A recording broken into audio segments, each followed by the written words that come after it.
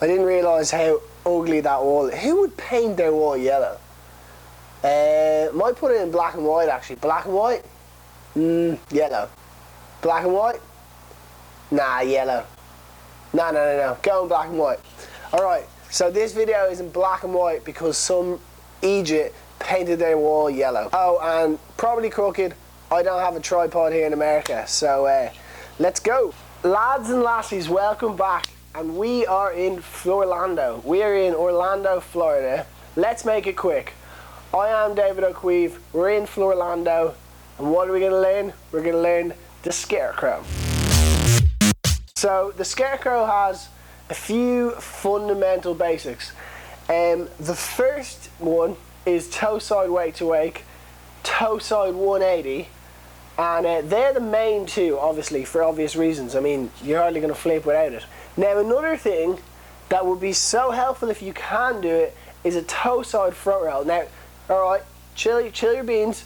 You don't actually have to be able to do it, but it would help. Now, a lot of people say learn the front roll first. Who cares? Learn a flip. Like, you're learning to flip. Who cares what? If you want to do a Scarecrow, do a Scarecrow. Tell those other people to shut up. So, the Scarecrow. Alright, so I want to break this one down into the old B to the bullet points. Do you know what I'm saying? You're picking up what I'm putting down. Do you hear me barking, big dog? In bullet points, big old wide L edge out on the heel side so you can hit toe side. Point number 2 is progressive edge. It's usually the second one. Bullet point number 3, and I'll get to this, is up, up and over. Bullet point number 4, spot your landing. Bullet point number 5 is land with your knees bent and your head up. Now, what do I mean by all these bullet points? What is the meaning behind them? How can I explain them? Alright, so let's break it right down.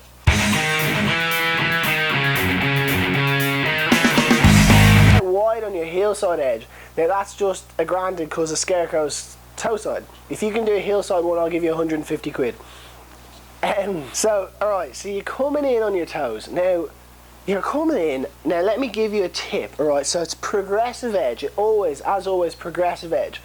What I would say is take a bit more weight in your rear shoulder and load up, I mean, ever so marginally, a little bit more weight on your back foot.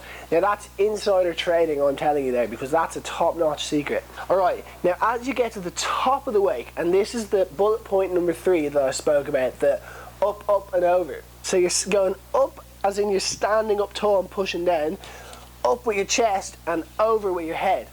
Now, so many people think it's about going across and flipping over. But let me tell you this.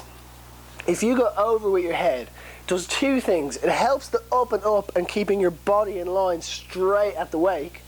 But also, as you come around, it actually comes in to the 4th bullet point. Aerial awareness, spotting your landing. So you've come from this position, you're spotting the old landing there, and then you can go into bullet point number 5, the landing. Now at this stage, I tell you what, you could drink the air in Florida. It's just so humid. I'm sweating like a person who sweats a lot.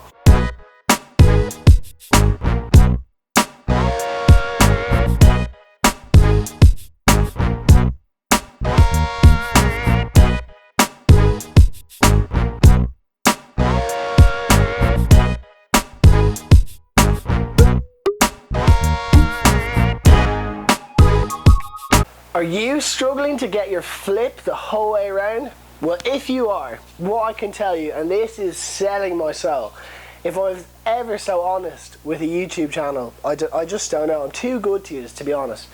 Alright, so don't tell anyone you heard this from me because sacrilegious what I'm about to tell you.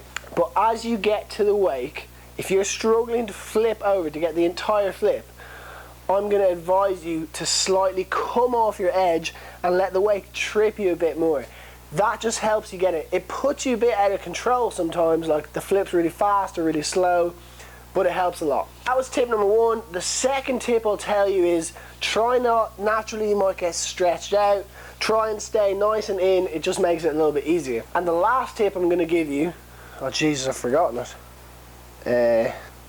Oh, I remember. Alright, so the last tip, I'm actually going to show you an example of me doing the wrong thing and how it helps you. Okay, so watching this video, right, how when I come off the wake, I bend at the hips. And so when I'm bending at the hips, basically, I'm ruining all my power. I'm losing all my speed, all my momentum. So what you want to do is make sure that you stay level, like almost straight down, whatever that word is for that, at the wake. So when you stand up, that's why I said up, up and over, because that'll keep you straight. So keep your hips solid as a rock. That is the hardest thing. Like, I still actually struggle on that on a lot of my tricks. So like, don't worry, like, it's okay. You'll be okay. It's all right. Don't cry, please don't cry. It's basically it, actually. Like, I can't think of anything else to tell you on the Scarecrow. I mean, really, you just gotta go for it. It's probably gonna be your first toe side flip, maybe the toe side back row before, but I don't know, like, just go out, give it a lash. And now next week, now watch this for some fancy editing, alright? If you look right here, we're gonna do that trick. Yes, you best believe it, that was a crow mob. So next week, I'm gonna show you how to turn your Scarecrow into a crow mob, which is probably gonna be a lot of people's first mob. Thanks so much again for watching, guys, and really appreciate it. Like it, share it on your Facebook to your friends, send it to your friend who might be learning one. Comment the next tricks you want to learn. Obviously next week's the chromo, but I'm open to suggestions after that. And just remember, if you're not falling, you're not learning. So go have a sick weekend on the water and enjoy it. And remember, that's it. That's all I have for you to remember. Enjoy.